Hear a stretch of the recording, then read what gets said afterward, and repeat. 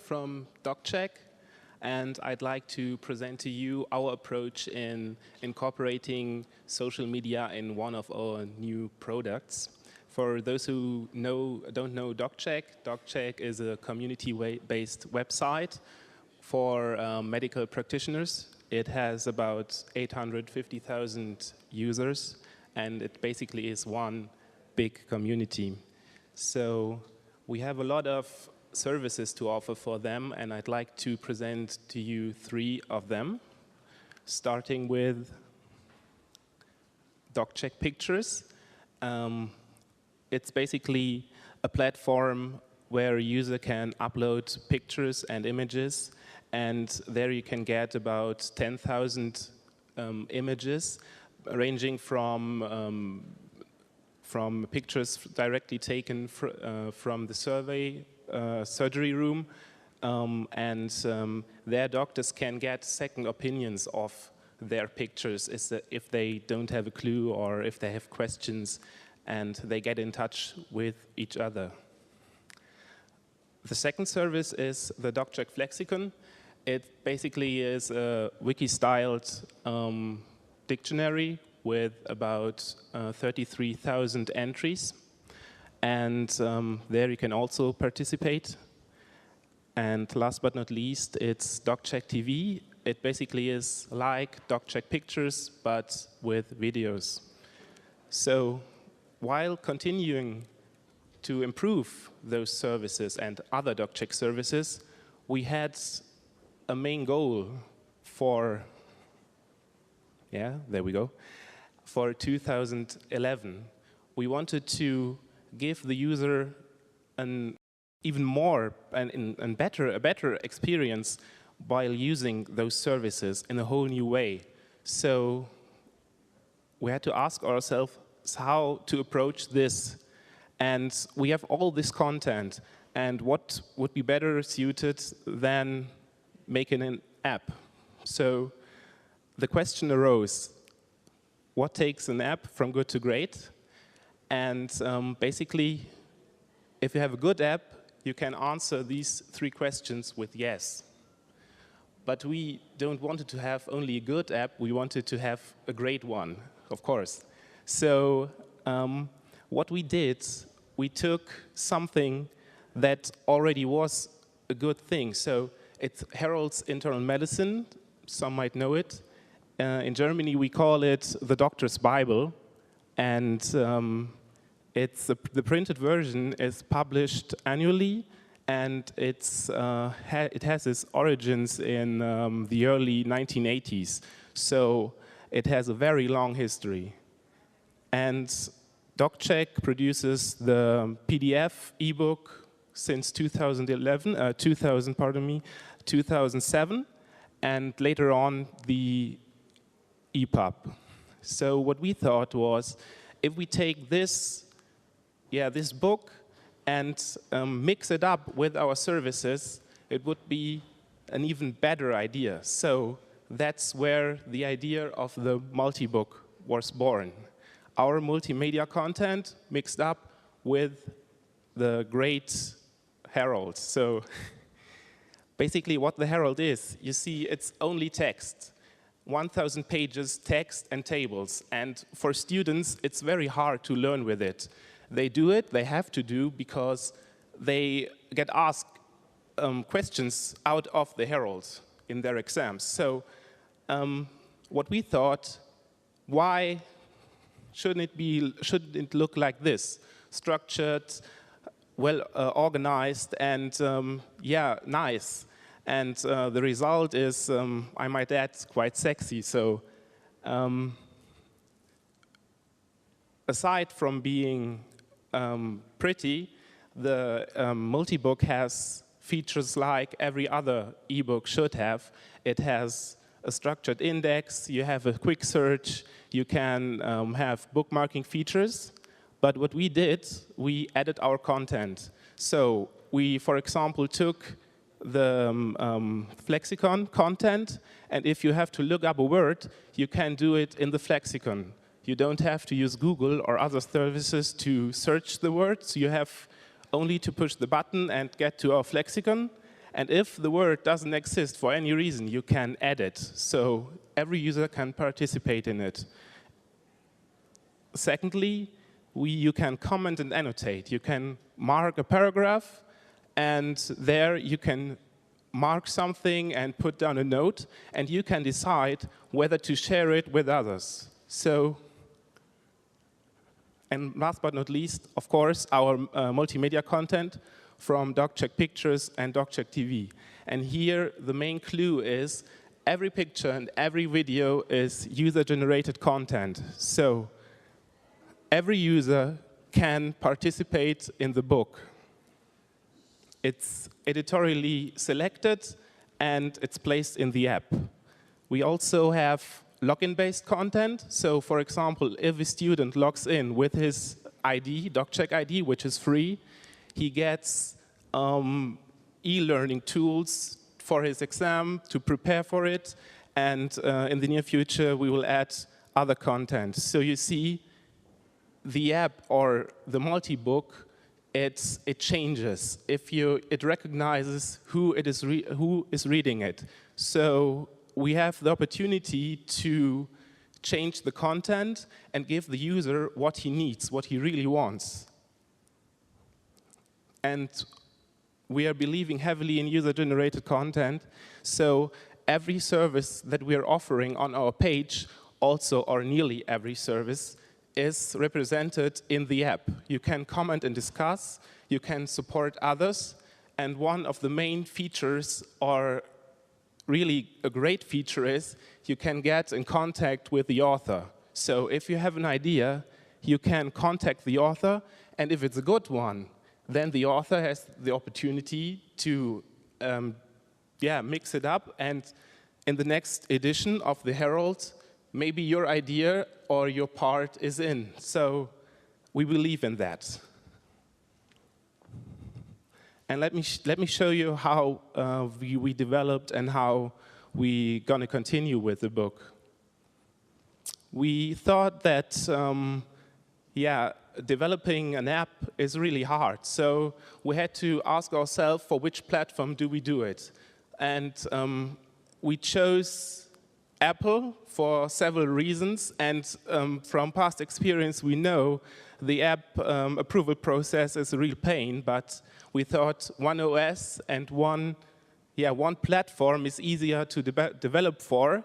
So, but we are open-minded, and we chose to make a web app so that we try to be open, and if we want to continue and if you want to transfer the real app to another platform, we only have to make a container app for that. So it's really not really easy, but it's a way to ensure that further platforms or new platforms can also have this great app. And we tried, or what we thought was best, is to divide the Herald, the 1,000 pages, into parts. So what we did, we split it up into chapters, and so we had the opportunity to see how the results are. We wanted to know from the user how they feel about the change, because 30 years the Herald existed in one form, and it only got updated but not changed. And as we saw that the response was huge, and so we are now developing those other parts. We also placed on our page, or on our site, on our DocCheck Load e-store, a special landing page where user can see the development, and they can get information about coming parts. We also have a Facebook group, of course. So there are also several informations, and the users can talk with each other. And of course, we did certain marketing campaigns with the author. I have to add, Harold's trademark are his suspenders, and we thought it might be a good idea to give the user the opportunity to get something from him. So we said, my suspenders for your sentiment. If the user sent in, they sent in their opinion about the book, and they got a part of his suspenders and a signed copy of the original book. So it's kind of nice. So you see, we are community focused, and we try to incorporate several social media aspects in one app. So coming back to the question, what takes an app from good to great? You might ask yourself, how did we answer the questions? Well, we didn't answer it. We rephrased it. So who takes an app from good to great? And the simple answer is the people who use it do. And that's why DocCheck is your social network. Thank you.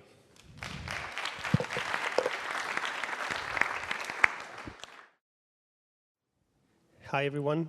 Thanks, Denise, again, for having us this year again. I'm going to be giving you the perspective of a hospital, of a children's hospital, a maternity care hospital, who employs more than 1,500 professionals and takes care of, hello, my slides, hello.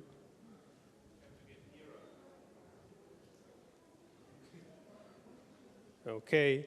And I'm going to be sharing with the lessons that we get from a contest we organized in Barcelona, where we had more than 300 people attending and more than 60 applications, okay?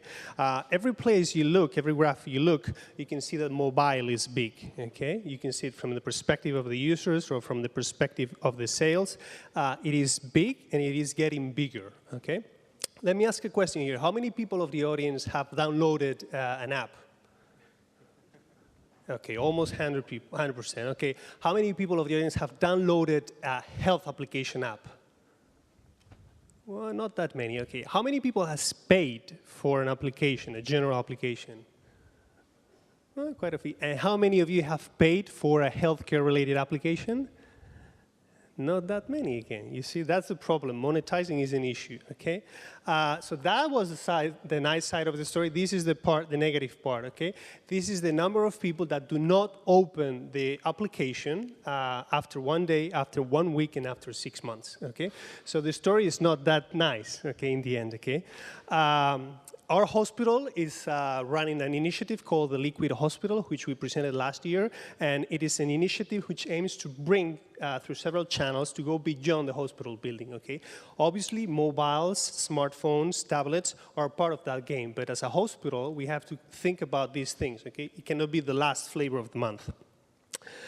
The complexity of the hospital is very important because the hospital has been decades trying to unify all the data, okay? So, so the bank of the patient, that is the hospital. There is a server in my hospital who owns all that data, okay?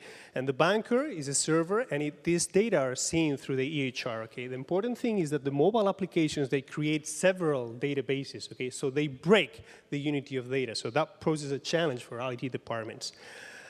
So we have very clear ideas on what to do with telemedicine and online care. We integrate those things with our electronic health record, but in terms of applications, we really don't know what to do, okay? We have to think it carefully. So here is the question, okay? How we can profit from this opportunity? Because not all the applications are created equal, okay? Usually it is on the top of the screen, people differentiating them. You know, there are applications for professionals, for example, Hippocrates. On the other side, you have applications solely for patients, for healthy promotion habits, for example, Runkeeper, okay? And there are also applications that interact patients and professionals, okay?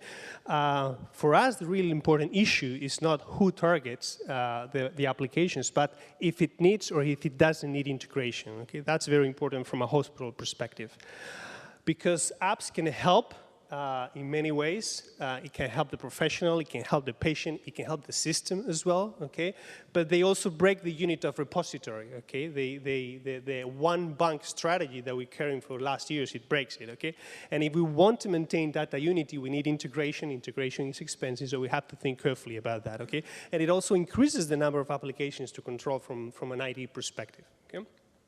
So we have come across with this strategy, which is what we're trying to do now. Okay, we have now 7 applications in the pipeline. Okay, and so this is a classical 2x2 matrix. Okay, integration on the bottom, and then how it impacts health outcomes and if it provides content only. Okay, so these two are the real good ones for us. Applications that do not need integration, okay, and they either way they provide they impact positively the health outcomes for our patients, or they provide great content. Okay.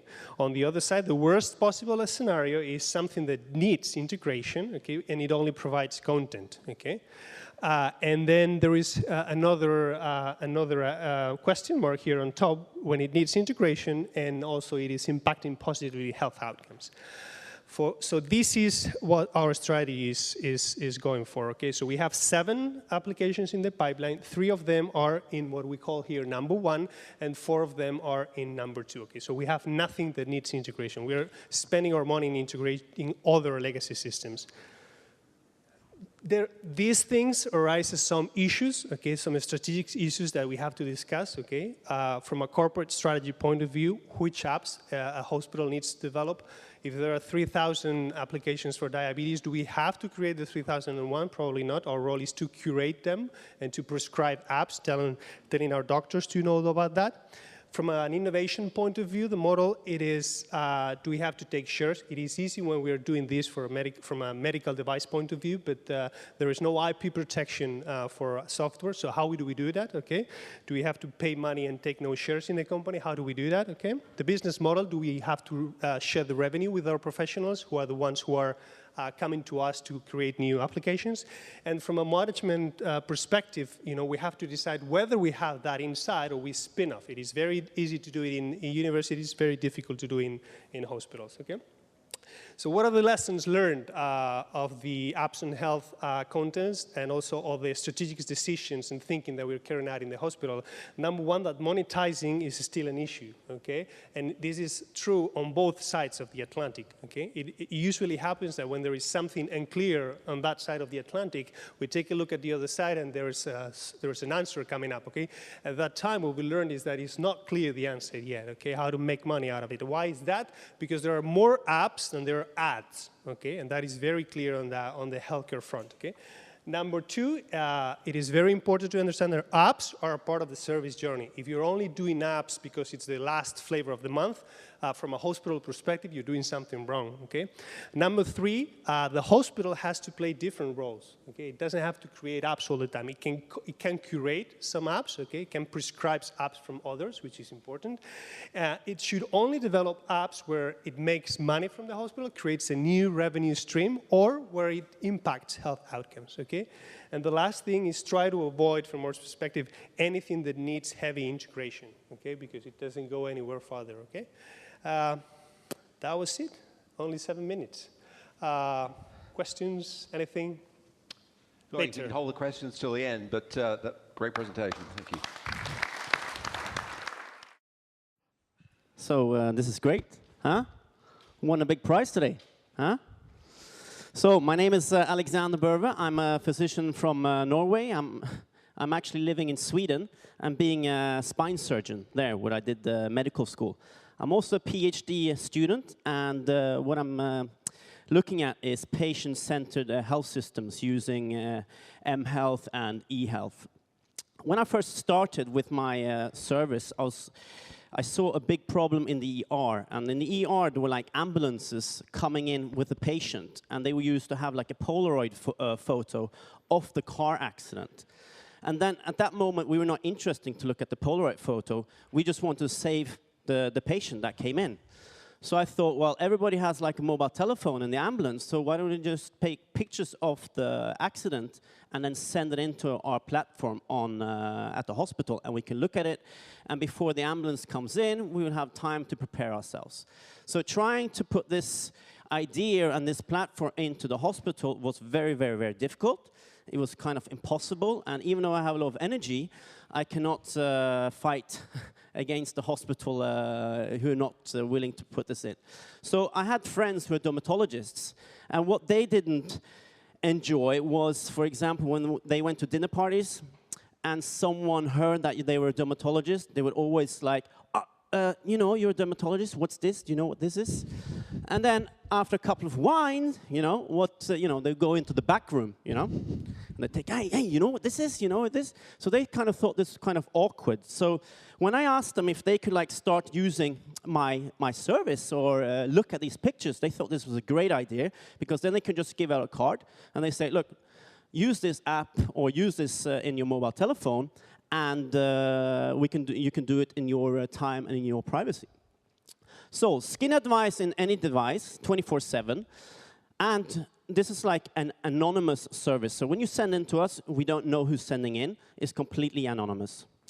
So, for example, this is basically a story that if you go to the GP with your kid like this, it's very difficult for the GP to actually put a diagnosis on this. There are studies that show that a GP can diagnose correctly on the 20 most common skin diseases, while a dermatologist can do it up to 96%. So it's nearly double.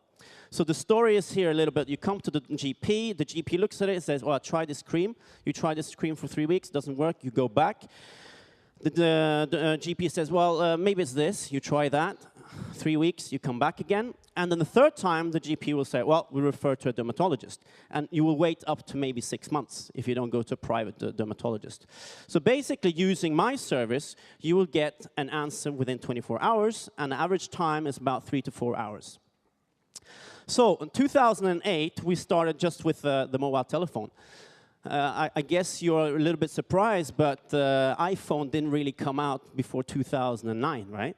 So we started with MMS, and we were sending premium MMS. That means when you were sending it to us, we were actually debiting your mobile telephone operator.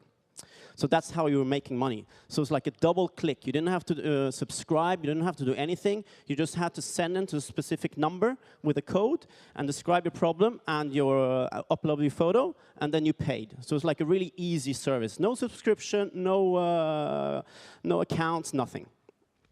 So this is like a typical answer which you would get from us. So, for example, this probably looks like herpes simplex. It's a virus, causes blisters and sores around the mouth, blah, blah, blah.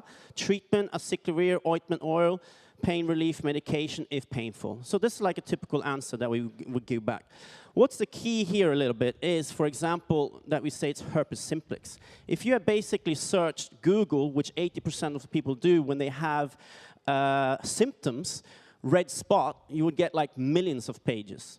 But since you sent this into us, where we have dermatologists, and they think they know what the answer is or the diagnosis, they can send back herpes simplex. And now, if you do a Google search on herpes simplex, you get the really, really good sites, which the patients want, and what they can look for more information. So then we also went on, and we had a web form, and this is pretty cool, this web form. This is like something I call an iframe. So this we can embed in any health portal, in any website, and what it says powered by iDoc24. So when you put it in, you can use it to like make content on your site, you know, ask the doctor or anything like that. But what's cool about this is that using my service with my doctors. And then we had the iPhone app, which came out, and this is free to download. And when you downloaded it, it's like a normal skin book. You can read about the normal skin diseases. And then if you really want to send in something, you press send your case in to iDoc24. And then you take 2 pictures, one overview, and then one close view. And you also write a little bit a description of the symptoms that you have. And if you can read, I don't know, the number 6 there, that's the response. So he sent in at 2 o'clock in the afternoon. and he had a response at 2:52. So this guy waited like 50 minutes from a dermatologist to get an answer. And the answer that he was given was that this looks like a cyst, it's not dangerous, but there can come some blood out, some pus, and something like that. The best treatment is surgical removal, which is performed with local anesthesis. Consult your local dermatologist if it doesn't get better, right? So this is a little film just to show how it works.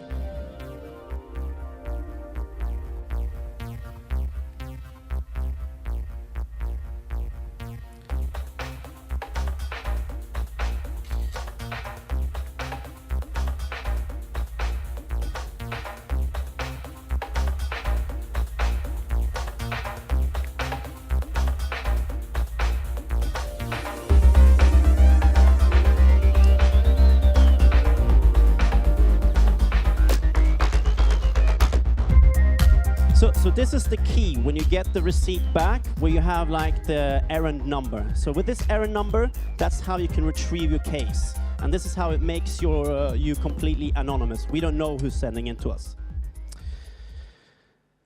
So a little bit about that, and that's very cool. We had like a little, asking how many had iPads and iPhones. So basically, since I won this competition, I want to offer another competition to you guys, where you can download my app into your iPhone, and whoever gets the first answer from one of my dermatologists will get a bottle of champagne. Isn't that great? So we take this a little bit further on, right? We've gone further. We go now into diagnosis cancer. So we like going 2 years ahead. So with this little thing, which is an aperture, which you can put on your iPhone like this, it's called a dermoscope. You can put that in your iPhone, and usually GPs, they would have it. And you can send in pictures of the moles of your patients and get an answer within a couple of hours saying if it's cancer or not. These patients, they will then be called to the hospital, to the skin clinic. And when the cases that we've seen that they've been cancerous, they go directly to an operation. So you don't have to meet a dermatologist beforehand. They'll go directly to the operation. So we actually save a dermatologist visit. So we're doing this really big study in Sweden. We're collecting 1,000 patients. We had 500 at the moment. This is sponsored by the government, because we are one of the countries in the world that have the highest incidence of skin cancer, malignant melanoma. We have 500 people who die of this a year in Sweden. And it can all be cured if you just find the melanoma at the right time. And what's great news, with the 400 cases that we actually got in right now, I can tell you a little secret that we actually saved one life.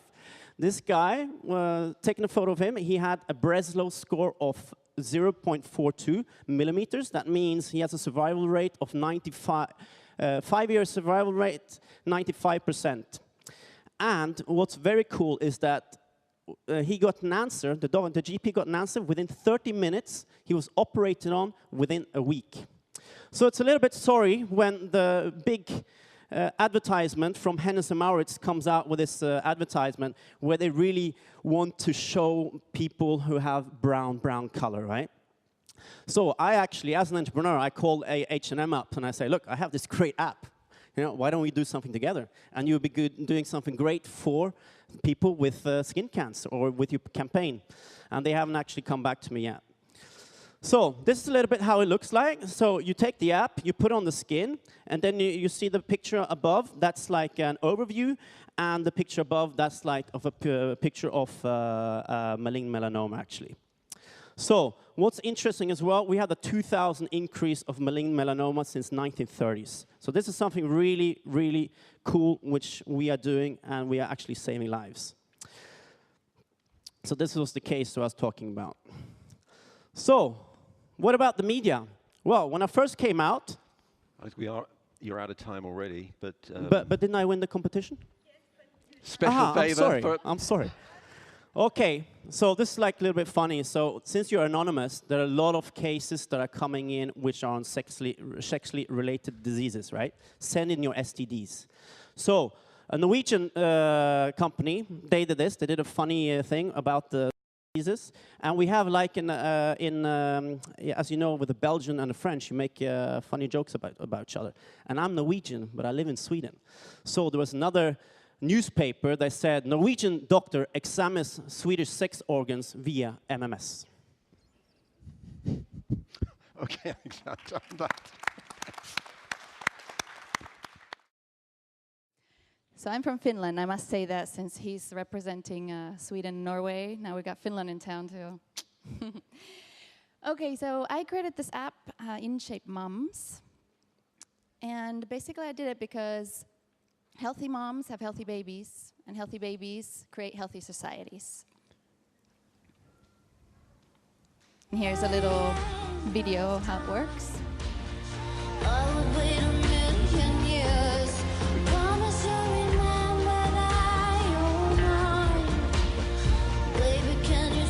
This mom was over her due date, desperately to get this baby out of her belly. So my job is actually, I work full-time in my studio with moms and postpartum women. So this app is part of a larger philosophy that seeks to foment women's health and to improve the quality of life of future generations. So about 80 babies are born to my clients each year in the center, Fitness Integral, that I have in Banyoles, Spain. And the goals of the app are to support and empower women to be healthy and informed through pregnancy and birth, to foster respected births, and to better the world by changing the way babies are born and parented. So kind of lofty goals, but I saw that the women coming to my center had really amazing results, and they felt great about their births. I see way too many women who have traumatic births the first time, for example, and then they come and they're looking for a different experience. So this program really helped them feel great about their births.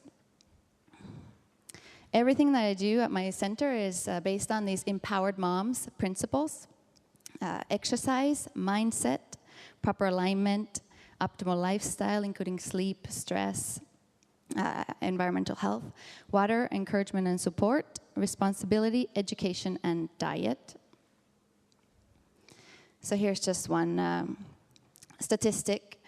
These are obviously self-selected women who come to my center, but my offline program, there's only about a 7% C-section rate, and in Spain, the C-section rates are about 30. So this is a great result. Here's the content. So there's lots of exercise videos. We have about 40 included in the app right now, and we have about 60 more videos made that can be made into more apps and more exercise sequences. So there's fitness exercises. Then there are birth preparations, so very specific to pelvic mobility, corrective exercises for pregnancy, postural changes, and back pain, etc. And then pelvic floor exercises, Kegels, perineal massage, etc. So every exercise has a video plus written instructions. It connects to your iPod for music as well. Then there's health themes, including sleep, stress, and environmental health to reduce toxic load on the babies and to really help these moms have optimal pregnancies. Nutrition advice, these are texts. And then last month of pregnancy instructions, so very specific things you can do to help facilitate the birthing process that's about to come. Very important component of the program is mindset. So many women have fear when it comes to approaching their birth. So we do a lot of work in making these women change the way they think about birth so that they can feel better the day it comes and have actually better hormonal profile when they have less fear, including affirmations, relaxation, visualization, breathing, vocalizations, and everything connects to your iPod for music. There's also some tools included. One of the main ones is a birth plan. It has about 200 questions and things for these women to think about, many who don't even know they have choices, that the protocols in hospitals are flexible, and they can perhaps have the lights turned down. Sounds like a small item, turn off or turn down the lights in the room that you're giving birth, but it has a huge impact on hormones and the comfort that the mom feels. So that's one of the things, the birth plan. This they can add things to, and then they can directly send it via email from the app to their provider or to their partner, etc. There's education topics, which include a variety of parenting and birthing topics, plus each one has links to additional information on websites. There's also an online community, so it's really important that these women can talk to each other and have groups and have their pages and photos, etc. It connects to the iPod for Music, and it also keeps track of pregnancy weeks. It's available right now in English, Spanish, and Catalan, since I work in an area in Catalan. And it's on iPhone and iPad. It's free, and it has an optional upgrade. So in conclusion, InShape moms are fit, healthy, informed, confident, and accompanied, and this makes them empowered. To talk a little bit about the results so far, we've had about 2,000 downloads. This screenshot's a bit old, so right now we're at 2,100, and they're mainly from Spain, about half, then USA, Mexico, UK coming up behind. And right now there's about a 5% conversion to the upgrade. And our plans are, it's new exclusive content coming up. We're making a new app for this hypopressive method, which is a technique to help with incontinence and prolapses. And also my postnatal body fix program that I have online will be converted into an app. We'd like to have this on Android, include more languages, and then work on monetizing this app. So a lot of these other companies have been up and presenting. They have teams of people. Well, it's just me and one other man who helps with the communication plan. So we're looking to create this a bit bigger and put in some echo ads that go with the philosophy of the app, and also add some items for sale in the store through the app, such as birthing balls. So that's InShape Moms. We're really looking forward to collaborate. So if anyone has ideas on how we could collaborate together and help make these moms healthy and more healthy babies being born, I'd be completely open to collaborations. Thank you.